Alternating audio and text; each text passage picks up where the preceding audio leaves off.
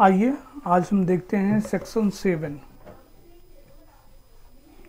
CGST act में क्या कहता है। तो इस सेक्शन को स्टार्ट करने से पहले हम देख लेते हैं कि section 7 subsection 1, section 7 subsection 2 and section 7 subsection 3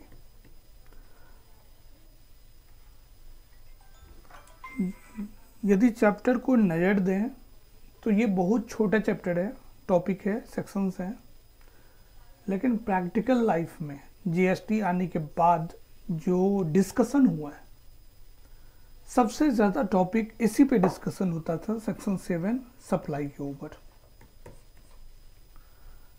ज़्यादा कुछ नहीं है इसमें, सीधा सीधा लाइन दिया हुआ है और एग्ज़ाम पॉइंट ऑफ व्यू से आपको हमारे साथ इनको जो एक्ट में मेंशन है उनको देखना है आपको कि सेक्शन 7 सबसेक्शन 1 क्या कहता है, सेक्शन 7 सबसेक्शन 2 क्या कहता है, सेक्शन 7 सबसेक्शन 3 क्या कहता है।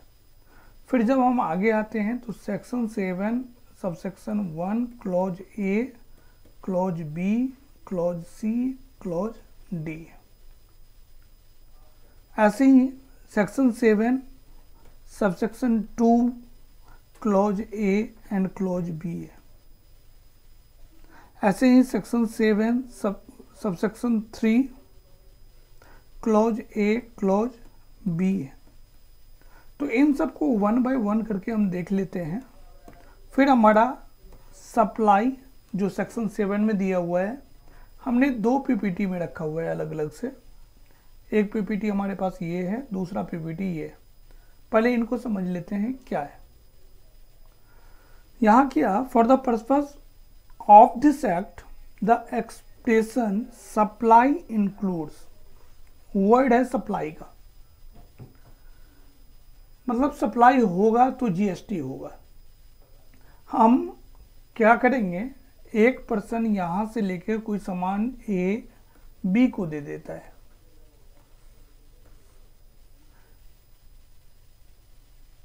ये ट्रांसफर हो रहा है यहां से यहां, या सेल कर रहे हैं, या फिर जो भी रीज़न हो, जो भी आपका इवेंट हो, ए से बी गया, इनका जीएसटी नंबर अलग है या इनका जीएसटी नंबर अलग है, ये डिफिनेशन के अंदर कवर हो गया, इसको हम सप्लाई बोलेंगे। तो हमें देखना होता है कि सप्लाई जो है वो है सेक्शन 7 के अंदर या नहीं है, और सप्लाई है तो क्या है। तो जैसा हम देखते हैं सेक्शन 7 सबसेक्शन 1 के अंदर सप्लाई के बारे में बात कर रहा है। क्लॉज ए पे आते हैं।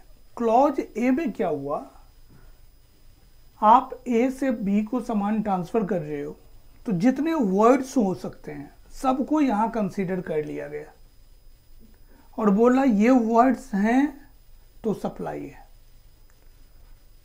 All forms of supply of goods या सर्विसेज दोनों के बारे में बात करता है, और बोथ सच एज, या तो सेल हो या ट्रांसफर हो या बार्टर हो, एक्सचेंज हो, लाइसेंस हो, रेंटल हो, लीज हो, डिस्पोजल हो, मेड और agree to made for a consideration, by a person in the course or furtherance। Simple सी बात है यहाँ पे कि जितने सारे वर्ड्स देख रहे हैं यहाँ, ये याद करना पड़ेगा आपको। डिक्शनरी में और भी वर्ड होते हैं तो एक्ट बनाने वाले उनको भी कंसीडर कर लेता। यहाँ दिखा रहा है कि यदि आप एक जगह से दूसरी जगह सामान को कंसिडरेशन के साथ देते हैं तो उनको हम सप्लाई बोलेंगे। कंसिडरेशन का मतलब होता है कुछ पैसे को लेना, चाहे पैसा ही नहीं, मनी के रूप में भी। बार्टर क्या होता है, हम शर्ट दे रहे हैं उसके बदले टी शर्ट ले रहे हैं, तो ये हमारा एक एक्सचेंज हो गया, बार्टर हो गया। तो कोई भी वर्ड्स इसके अंदर आएगा, इंटेंशन यही था कि कोई वर्ड को आप गलत इंटरप्रिटेशन नहीं करके यहां से निकल जाओ। इसलिए मैक्सिमम वर्ड जितना मिला डिक्शनरी में सबको यहाँ डाल दिया गया। यदि इनको छोड़कर कुछ और भी वर्ड्स होते हैं ताकि आप उसके डिफिनेशन के अंदर कवर हो जाओ, तो यहाँ पे रखे जाते हैं। तो ये सभी वर्ड को रखा गया और बोला कि ये सप्लाई होगा यदि आप इस तरह के एक्टिविटी करते हैं। ज़्यादा वर्ड नहीं है, 8 वर्ड है। Sales, transfer, barter, exchange, license, rental, lease, disposal. आप कुछ डिस्पोज ऑफ भी करते हो तो सप्लाई होगा और जीएसटी लगेगा।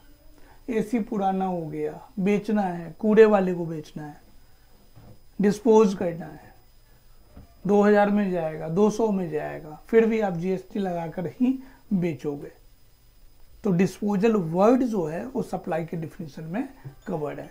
तो सेक्शन 7 में क्लियरली बोला गया, यदि ये क्लॉज ए की बात कर रहा हूँ कि यदि ये है तो इनको आप क्या मानोगे, सप्लाई मान लोगे। बी पॉइंट बोला, import of services, import of services for a consideration whether or not in the course or furtherance course of business. यदि इंपोर्ट ऑफ सर्विसेज है तो सप्लाई है। फिर सी में बोला यदि शेड्यूल 1 में है तो सप्लाई है, और डी में बोला यदि शेड्यूल 2 में है तो सप्लाई है। सप्लाई के लिए 1 में भी देख लेंगे शेड्यूल 1 में क्या क्या है। यदि कोई शेड्यूल 1 के अंदर है तो वो सप्लाई है, कोई शेड्यूल 2 के अंदर है तो वो भी सप्लाई है। तो सेक्शन 7 सबसेक्शन 1 के अंदर बस यही बोला गया कौन सा सप्लाई है। ये 4 क्लॉज में डिफाइन हो जाता है कि इनको हम सप्लाई बोलेंगे। अब देखते हैं हम सेक्शन 7 सबसेक्शन 2।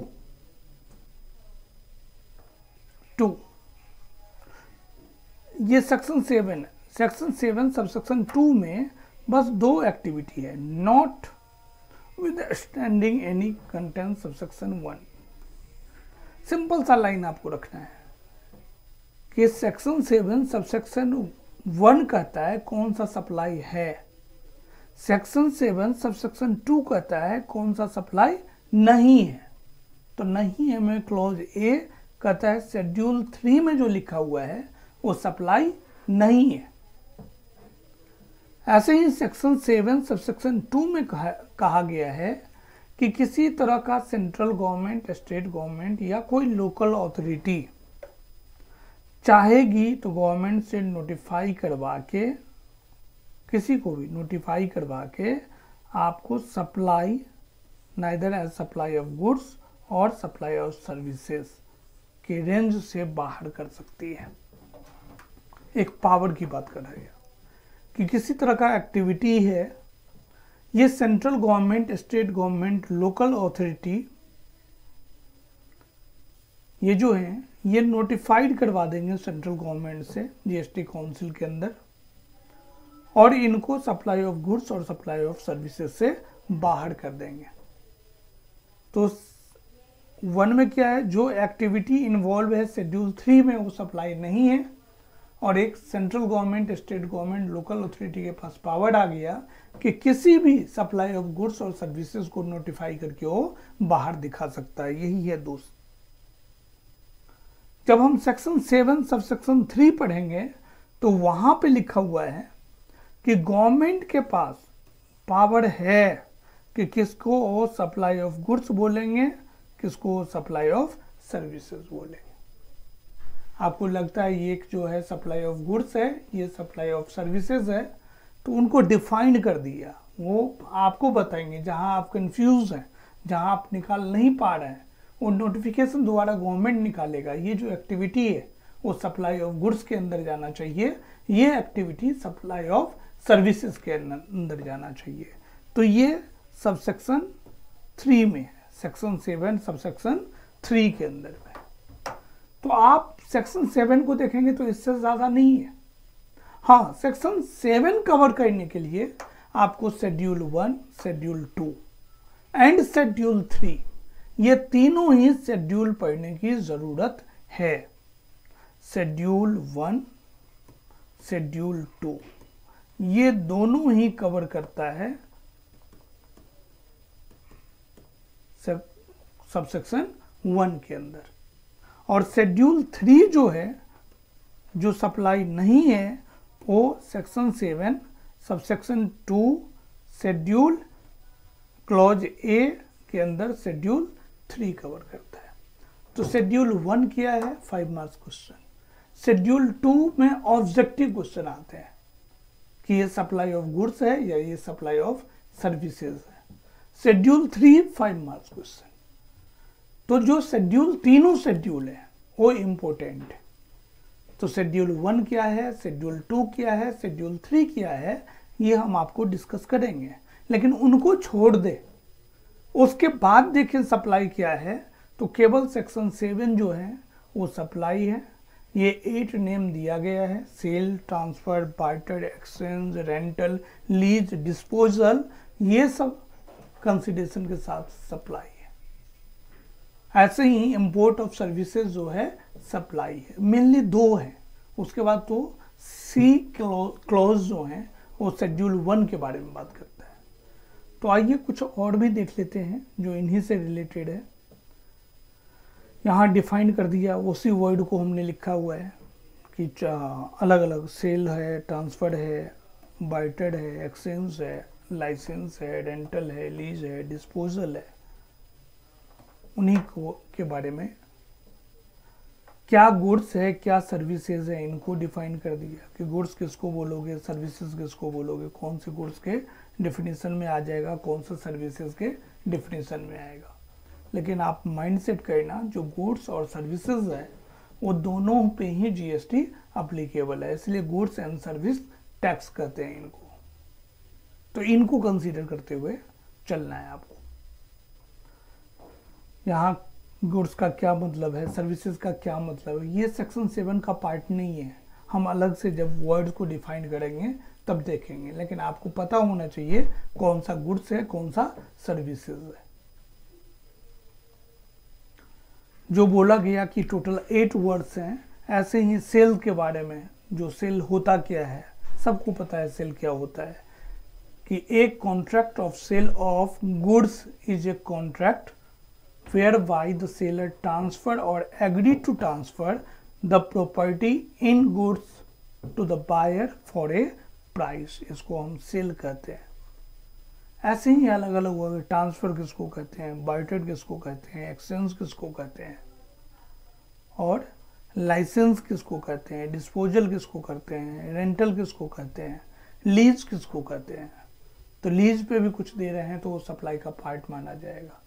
अब तो इमूवेबल प्रॉपर्टी पे भी, रेंट पे भी जीएसटी लगाना स्टार्ट हो चुका है। तो यही सब हमें वर्ड देखना है। बस इस वर्ड को हमने एक्सप्लेन कर दिया हुआ है कि इस वर्ड का मतलब ये होता है।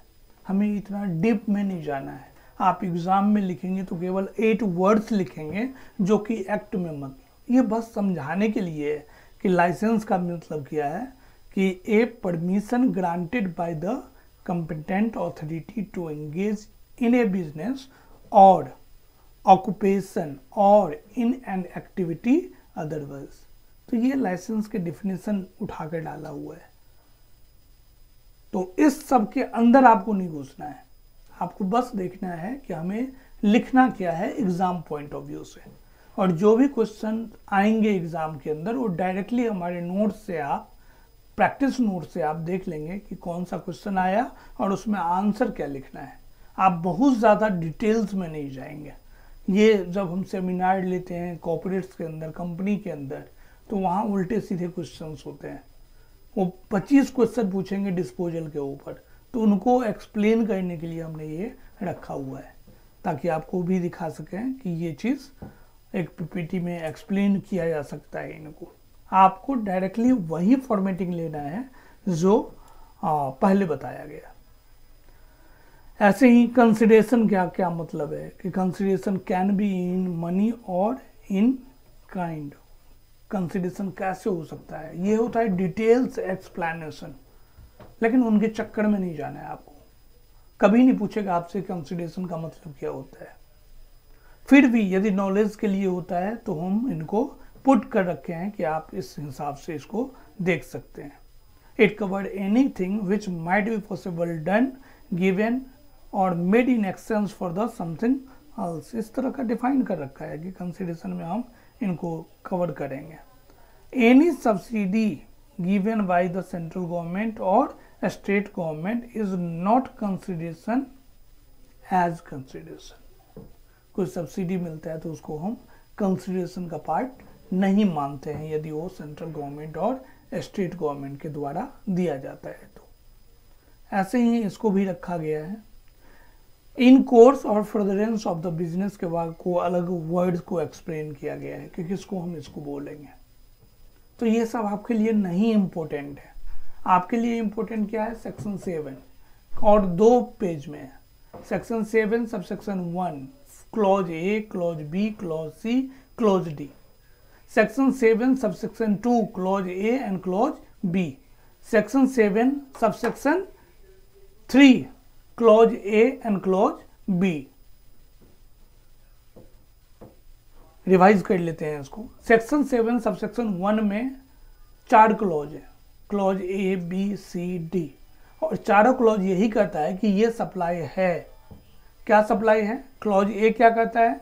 8 नेम दे दिए गए, sale, exchange, transfer, disposal, lease, ये सब 8 वर्ड हैं। ये हैं कंसिडरेशन के साथ हैं सप्लाई है। इंपोर्ट ऑफ सर्विसेज यदि है कंसिडरेशन के साथ सप्लाई है। जो शेड्यूल 1 में है सप्लाई है, जो शेड्यूल 2 में है सप्लाई है। Clause A, B, C, D 4 complete हो गया। सबसेक्शन 2 क्या सप्लाई नहीं है? तो जो शेड्यूल 3 में है वो सप्लाई नहीं है। या फिर सेंट्रल गवर्नमेंट या स्टेट गवर्नमेंट, लोकल अथॉरिटी किसी भी गुड्स एंड सर्विसेज को सप्लाई से बाहर कर सकती है। सेक्शन 7 सबसेक्शन 3 में क्या लिखा हुआ है कि गवर्नमेंट जहां आप क्लियर नहीं हो पा रहे हैं वहां गवर्नमेंट के पास पावर है कि वो बताएंगे कि सप्लाई ऑफ गुड्स ये है, ये सप्लाई ऑफ सर्विसेज नहीं है, और सप्लाई ऑफ सर्विसेज ये है, ये सप्लाई ऑफ गुड्स नहीं है। तो यही सेक्शन को हम बहुत ज़्यादा घुमा फिरा के डिटेल्स में जाने से कोई फायदा नहीं है। केवल इसी 2 पीपीटी को देखकर कम से कम नहीं कुछ तो 15 घंटा का सेमिनार लिया जा सकता है एक एक कंटेंट के ऊपर, लेकिन उतना डिटेल्स जाने से कोई फायदा नहीं है। यहाँ सिंपल एक 5 नंबर का क्वेश्चन आएगा और इनके बेस पे क्वेश्चन क्या पूछेगा और उसका आंसर क्या देना है वो नोट्स में हम आपको अवेलेबल करवा रहे हैं। इसके बाद देखते हैं हम, यहां एक्सप्लेन किया हुआ है कि import of services for consideration whether or not in course or furtherance course of business. Section 7 subsection 1 clause B के बारे में अलग अलग डिटेल्स दिया हुआ है कि आप इस टर्म को इंपोर्टेशन ऑफ सर्विसेज को एक्सप्लेन कर दो। तो importation of services for consideration shall be treated as supply whether or not course or furtherance course of business। यही 3 लाइन, इसी लाइन को हमने तोड़ के रखा हुआ है 3 लाइन। अब कंसिडरेशन इज मैंडेटरी, कुछ ना कुछ कंसिडरेशन होना चाहिए। तो अलग अलग टर्म में हम एग्जाम्पल बता रहे हैं, लेकिन जो इम्पैक्ट है वो केवल एक लाइन का है जो कि सेक्शन 7 सबसेक्शन बी में दिया हुआ है। तो आपको इतना डिटेल्स में नहीं जाना, आपको सिंपल एक लाइन लिखना है, importation of services for consideration whether or not in course or furtherance of the business. Complete है लाइन।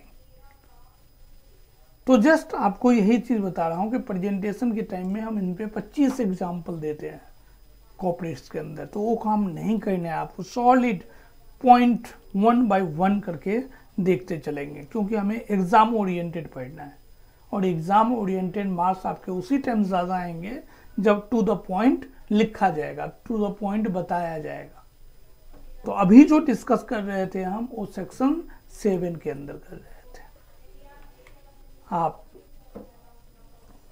यहां से शेड्यूल 1 है, तो एक बार और फाइनली लास्टली हम सेक्शन 7 का मतलब सप्लाई है। सेक्शन 7 में सबसेक्शन 1 में क्या सप्लाई है, सेक्शन 7 सबसेक्शन 2 क्या सप्लाई नहीं है, सेक्शन 7 सबसेक्शन 3 गवर्नमेंट के पास पावर है, जहां आप कंफ्यूज हैं वहां गवर्नमेंट नोटिफिकेशन द्वारा आपको बता सकता है कि कौन सा सप्लाई ऑफ गुड्स है, कौन सा सर्विसेज नहीं है, और कौन सा सर्विसेज है और कौन सा गुड्स नहीं है। ये सब सेक्शन 3 में लिखा हुआ है। सेक्शन 7(1), सेक्शन 7(2), 1 में लिखा हुआ है क्या सप्लाई है। 4 क्लॉज है। क्लॉज ए में 8 नेम दे दिया गया, sale, transfer, exchange, license, disposal, ये सब सप्लाई है, कंसिडरेशन के साथ होना चाहिए। इंपोर्टेशन ऑफ सर्विसेज सप्लाई है, बी में लिखा गया, लेकिन कंसिडरेशन के साथ होना चाहिए। सी में बोला शेड्यूल 1 में जो है वो सप्लाई है, और डी में बोला शेड्यूल 2 में जो है वो सप्लाई है। ऐसे ही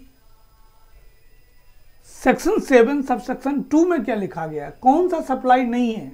क्लॉज ए जो 3 में है, शेड्यूल 3 में है, वो सप्लाई नहीं है। शेड्यूल 3 हो गया। सेक्शन 7 सबसेक्शन 2 और clause B, government, central government, state government, local authority के पास पावर है कि किसी चीज को नोटिफाई कर सकता है कि कौन सा गुड्स और कौन सा सर्विसेज सप्लाई के बाहर है, नोटिफिकेशन द्वारा वो बता सकता है। तो सेक्शन 7 बहुत इजी है, यदि उसको आप सिस्टमेटिक ढंग से पढ़ेंगे तो आराम से आपको तैयार किया जा सकता है। तो आप सेक्शन 7 को पहले जो एक्ट में मेंशन है उसी के हिसाब से तैयार करेंगे, बहुत ज़्यादा डिटेल्स में नहीं जाएंगे। मैं खुद इसके ऊपर कम से कम 20 सेमिनार ले चुका हूँ सप्लाई के ऊपर। कोई ऐसा स्पीकर नहीं होगा, फैकल्टी नहीं होगा जो इंडस्ट्री में जाता है, उसका मेन एक टाइम में होता था, सबसे हॉट टॉपिक सप्लाई होता था, और 3-3 घंटे का सेमिनार बस एक टॉपिक सप्लाई पे निकल जाता था। आपको एग्जाम में बेस्ट प्रेजेंटेशन करना है, कभी भी डिटेल्स नॉलेज में नहीं आएगा, वो हम आपको शेयर कर देंगे पीपीटी, बट उसका कोई फायदा नहीं है। आप टू द पॉइंट जो प्रैक्टिस नोट्स में क्वेश्चन आंसर फॉर्मेट में है आप उनको देखेंगे, और कोई भी डाउट निकलता है आप डायरेक्टली मुझसे कनेक्ट होकर क्वेश्चन का आंसर देंगे। Thank you.